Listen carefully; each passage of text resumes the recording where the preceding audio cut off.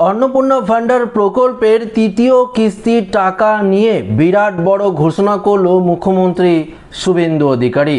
হ্যাঁ বন্ধুরা, আগস্ট মাসে আপনারা কবে টাকা পাবেন, কারা কারা টাকা পাবেন না, এই মুহূর্তে নতুন লিস্ট প্রকাশিত করা হয়েছে, যা আজকের এই ভিডিওতে আপনাদেরকে এই বিষয়ে একদম বিস্তারিতভাবে জানিয়ে দেব। তো আশা রাখবো ভিডিওটিতে আপনারা প্রত্যেকেই প্রথম থেকে শেষ পর্যন্ত সঙ্গে থাকবেন।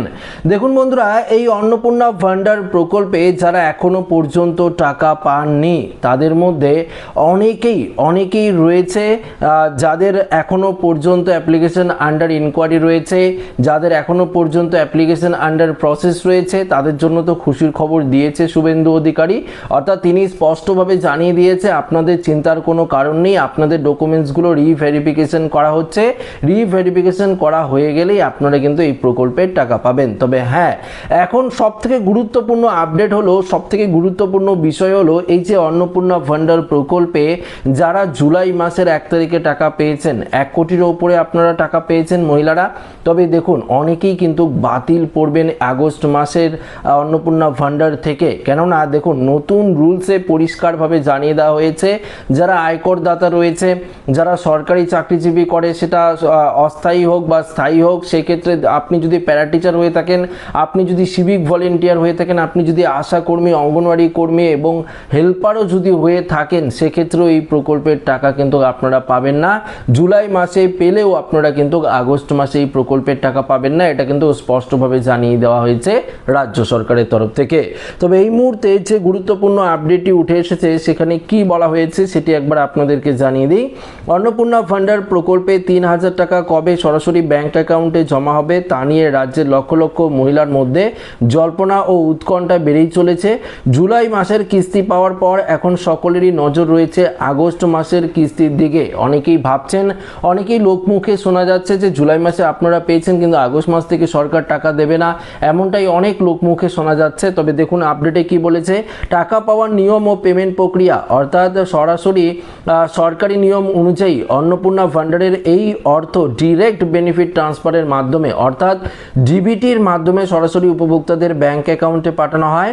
যাদের তথ্য ভেরিফিকেশন হয়েছে এবং নথিতে কোনো ত্রুটি নেই তাদের অ্যাকাউন্টে আগস্ট মাসের কিস্তির যে টাকা সেটাও কিন্তু ধাপে ধাপে পাঠানো হবে। তবে এক্ষেত্রে রাজ্য সরকারের তরফ থেকে কি জানানো হয়েছে, দেখুন রাজ্য সরকারের তরফ থেকে আগস্ট মাসের জন্য নির্দিষ্ট কোনো পেমেন্টের তারিখ ঘোষণা করা হয়নি। তবে আগের কিস্তিগুলির ধারা ও প্রশাসনিক প্রক্রিয়া অনুযায়ী মাসের শুরু থেকেই পর্যায়ক্রমে উপভোক্তাদের অ্যাকাউন্টে টাকা জমা পড়তে শুরু করতে পারে। তাই কোনো নির্দিষ্ট তারিখে গুজবে কান না দিয়ে সরাসরি সরকারি যে আপডেট তার উপরেই ভরসা রাখার পরামর্শ কিন্তু দেওয়া হয়েছে রাজ্য সরকারের তরফ থেকে। তো এক্ষেত্রে আপনারা ক্লিয়ার, আগস্ট মাসেও আপনারা 1 তারিখ থেকেই টাকা পাবেন।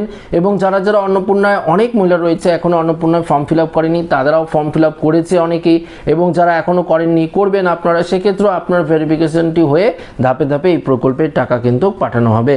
দেখুন, টাকা না পেলে আপনারা কি করবেন, এই বিষয়টি আপনাদের সবথেকে গুরুত্বপূর্ণ বিষয়, এটি সবারই জানা দরকার রয়েছে। নির্ধারিত সময় পেরিয়ে যাওয়ার পরও যদি অ্যাকাউন্টে টাকা না আসে তবে নিচের পদক্ষেপগুলো আপনাদের নিতে হবে।